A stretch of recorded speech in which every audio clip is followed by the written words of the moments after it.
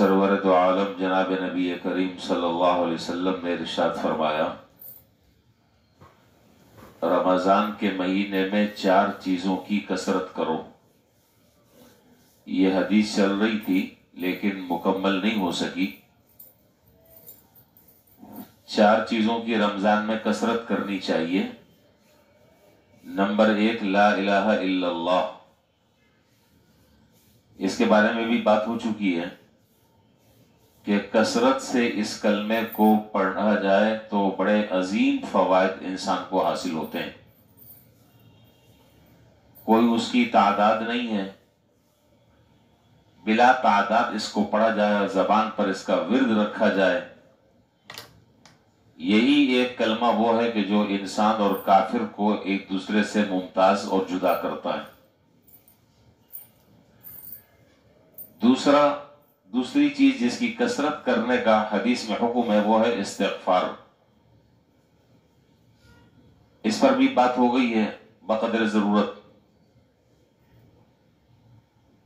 کہ جو آدمی استغفار کی کثرت کرتا ہے اور استغفار کا التزام کرتا ہے، اللہ تعالی ہر مشکل اور ہر تنگی میں اس کے لیے آسانیاں پیدا فرما دیتے ہیں، اور خاص طور پر رزق میں اگر تنگی ہو تو اللہ تعالیٰ ایسی جگہ سے راستہ نکال دیتے ہیں اور اسباب پیدا فرما دیتے ہیں جہاں انسان کا وہم و گمان بھی نہیں جاتا۔ حضرت علی رضی اللہ تعالیٰ عنہ کا ارشاد ہے کہ جس آدمی کو 4 چیزیں میسر آ گئیں وہ کبھی 4 چیزوں سے محروم نہیں رہے گا۔ اور یہ حضرت علی رضی اللہ تعالیٰ عنہ کا حکیمانہ ارشاد بہت جامع ہے۔ فرمایا کہ جس آدمی کو 4 چیزیں میسر آ گئیں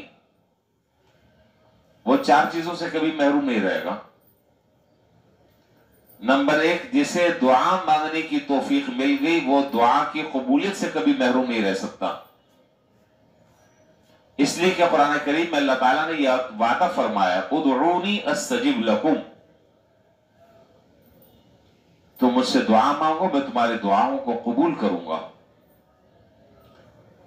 البتہ اتنی بات ضرور ہے کہ دعا کی قبولیت کے جو آداب اور شرائط ہیں اسے ملحوظ رکھنا چاہیے۔ اگر بنیادی طور پر وہ آداب اور شرائط ہی نہیں پائے جاتے اور آدمی پھر یہ شکوہ کرے کہ جی میری تو دعا قبول نہیں ہوتی، تو اس میں قصور اس کا اپنا ہے، اور اس میں سر فہرست دعا کی قبولیت کے جو اسباب اور آداب اور شرائط ہیں اس میں ہے رزق حلال کھانا۔ حرام لقمے والے کی اللہ تعالیٰ دعاؤں کو قبول نہیں فرماتے۔ دوسرا فرمایا کہ جسے استغفار کرنے کی توفیق مل گئی وہ کبھی مغفرت سے محروم نہیں رہے گا۔ جسے استغفار کرنے کی توفیق مل گئی وہ کبھی مغفرت سے محروم نہیں رہے گا، اللہ تعالیٰ اس کی مغفرت ضرور فرمائیں گے۔ چنانچہ حدیث قدسی ہے، اللہ تعالیٰ ارشاد فرماتے ہیں، شیطان جس وقت بارگاہ الہی سے مردود ہوا تو اللہ تبارک و تعالی سے اس نے کہا کہ تیری عزت اور جلال کی قسم کہ میں تیرے بندوں کو بہکاتا رہوں گا جب تک ان کے جسموں میں روحیں ہیں۔ تو حق تعالیٰ جل شانہ نے اس پر ارشاد فرمایا کہ میری بھی عزت اور کبریائی اور جلال کی قسم جب تک وہ مجھ سے استغفار کرتے رہیں گے میں انہیں معاف کرتا رہوں گا اور ان کی مغفرت کرتا رہوں گا۔ تو یہ تو بڑا عجیب نسخہ کیمیا ہے استغفار۔ تیسری بات فرمائی کہ جس آدمی کو اللہ تعالیٰ کی نعمت پر شکر کرنے کی توفیق مل گئی وہ کبھی برکت اور زیادت نعمت سے محروم نہیں رہ سکتا، اس لیے کہ قرآن کریم میں اللہ تعالیٰ نے یہ بات ارشاد فرمائی، لئن شکرتم لأزیدنکم، تم میرا شکر کرو میں تمہاری نعمتوں میں مزید اضافہ کروں گا۔ تو جس بندے کو اللہ تعالیٰ نے شکر کی توفیق دے دی، یہ سب کچھ ملنے کے باوجود ہر وقت لوگوں کے سامنے گاتے رہنا اور روتے رہنا، یہ سب اللہ تعالیٰ کی ناشکری ہے۔ اور حدیث میں تو یہاں تک فرمایا کہ جس آدمی کے پاس گھر میں ایک وقت کے کھانا میسر ہو اس کو سوال کرنے کی اجازت نہیں ہے. تو اب آپ اندازہ لگائیں کہ جو لوگ سوالات کرتے ہیں، جو مانگتے ہیں، ان کا حال کیا ہے؟ سب کچھ موجود ہے، کون سی ایسی نعمت ہے اللہ تعالیٰ کی جو نہ ہو؟ لیکن وہ ایک مزاج بن گیا ہے، ایک طبیعت بن گئی ہے، اس کے بغیر چین نہیں آتا، اس کے بغیر سکون نہیں ملتا. تو اللہ تعالیٰ کی نعمتوں کی ناشکری میں جب ہم مبتلا ہوں گے تو اللہ تعالیٰ کی طرف سے رزق کی تنگی میں مبتلا ہوں گے.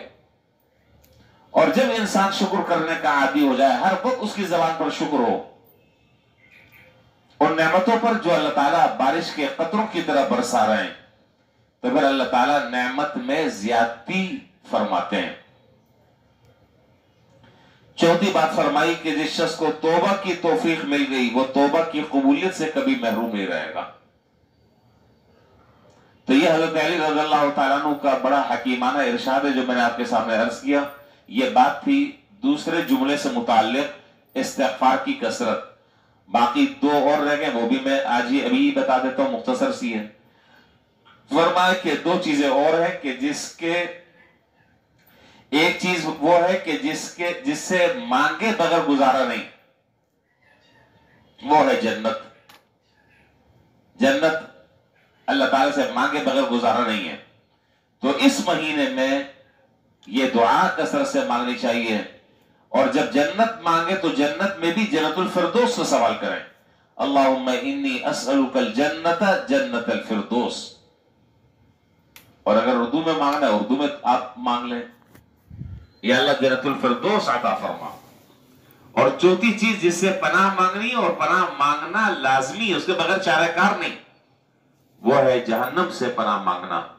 اللہم انا نعوذ بک من النار، یا اللہم انی اعوذ بک من النار، اللہم انی اسألک الجنت جنت الفردوس واعوذ بک من النار. اے اللہ میں جنت آپ سے طلب کرتا ہوں اور دوزخ سے میں پناہ مانگتا ہوں. یہ چار چیزیں میں نے مختصراً بتا دی ہیں جس کے بارے میں حدیث میں فرمایا کہ اس مہینے میں اس کی کثرت کرو. اللہ تعالی ہم سب کو اس پر عمل کرنے کی توفیق عطا فرمائے. وآخر